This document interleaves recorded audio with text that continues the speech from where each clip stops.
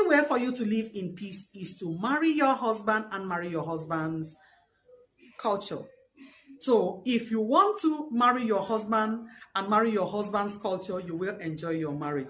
I don't know if this help. Of course, I know it will help, because if you can follow it that way, you will enjoy your marriage.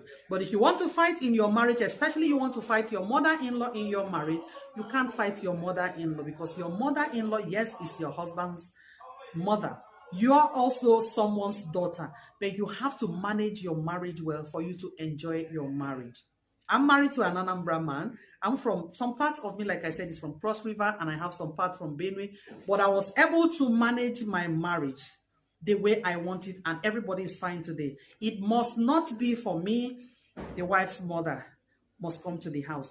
And for me, it must not be the husband's mother. But for me, to crown it all, welcome back to my channel. If you're watching this face for the very first time, my name is N. Moses on the True Ways Relationship. True Ways Relationship with God be fun. You have a good start relationship with God where you take good instructions before you can go into any relationship with man and you succeed.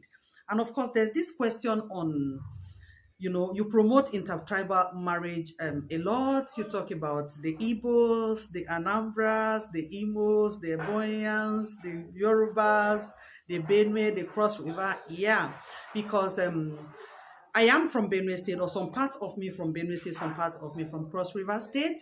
And of course, I'm married to an Anambra man. And of course, there's this question that came that, okay, you promote intertribal marriage. And of course, in a situation where you have the wife's culture, the wife is coming from Cross River State, or the wife is coming from any state, it depends. We all have these things. In our marriages today, the wife is coming from one state and the husband is coming from another state. And of course, you have to have, by right or by culture, from where the woman is coming from, it is their culture or her culture that when she gives birth to a child, her mom comes to the house to take care of the baby for the first few months before she goes back to her home.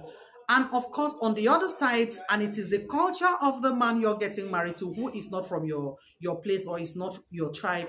It is the culture of the man that his mother, if his wife, as his wife gives birth, his mother comes to the house to welcome her grandchild to the world, and even have to spend some time to take care of the baby, be in her son's house to take care of her grandchild for some few months before she goes back home. And of course, we all had that. I have that. And of course, what I did, because it seemed like it's a culture, it's just something like, I don't know if I should call it, it's okay, fine. It's actually not a right. Let me use that way, because I asked my mom who comes to the house, because my mom told me, she said, I'm in my husband's house and your mother-in-law is in her husband's house. So just ask her who comes to the house. That is understanding. And that has to do with the wife. It is the relationship I have with my mother-in-law when I came to the house. And of course, taking advice from my mother, the relationship I have with my mother-in-law. I actually wanted my mother-in-law to come to the house first, then who comes later. But I have to ask my mom, and of course, she told me, ask your in-law who comes to the house first, because if I come to your house, I'm not going to spend much time in your house. So what I did was a discussion between my mom and my mother-in-law. And of course, when my child came, my mother-in-law and my mom, they together suggested my sister comes to the house. And of course, for all my children, my sister has been the one. She comes to win the baby. And after 1 or 2 months, 1 month, she goes back to her home. And of course, later, I have never even had a time where my mom came to the house to win my children. And of course, when I have my first son, my sister came, she spent 3 weeks. My mother, though she spent 3 weeks and like some few days. And my mother-in-law came to the house, she spent 4 months. And we are good about it. What am I trying to say here? It has to do with the woman. It has to do with the way you want your house to be. That does not mean someone is coming to take over your house. Look, how many days do we really have with our parents? I've lost my dad today. And of course, it's something that hurts me every moment.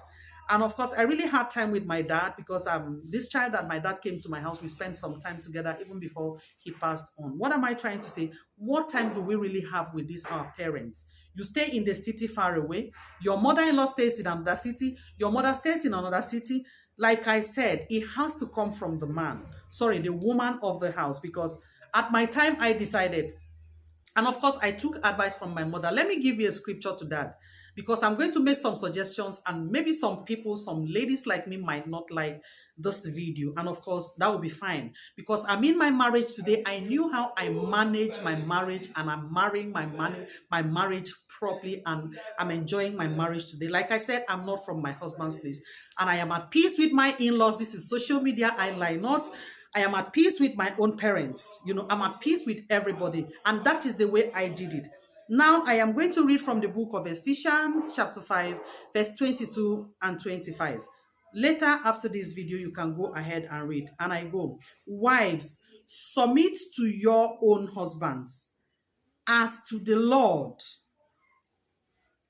As to, the Lord. Wives, submit to your husband as to the Lord. The way you want to submit to God, because God said love your neighbor as yourself. Even when it's not convenient, you go ahead to love your neighbor as yourself. Wives, submit to your husbands as to the Lord.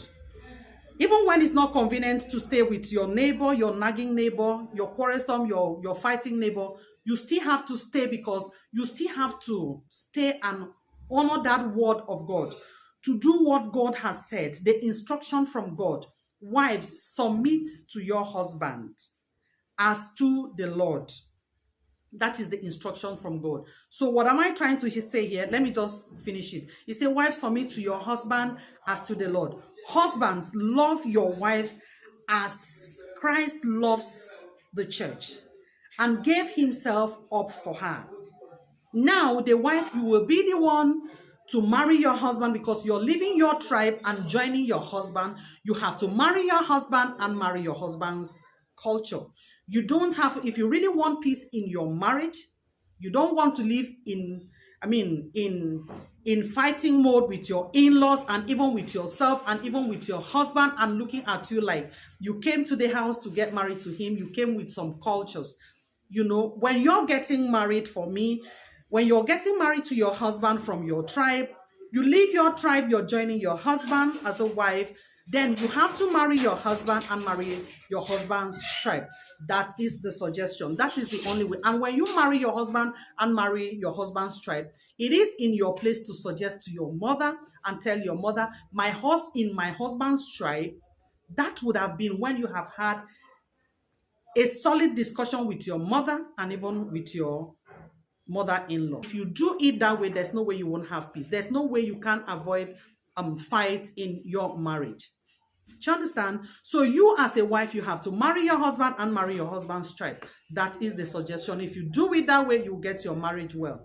So the only way to make your marriage well and make your marriage succeed and live well peacefully with your children, with your husband, with your in-laws, is to discuss and, of course, avoid your culture. Leave your culture behind for your siblings that are going to get married to the men from your village or from your tribe.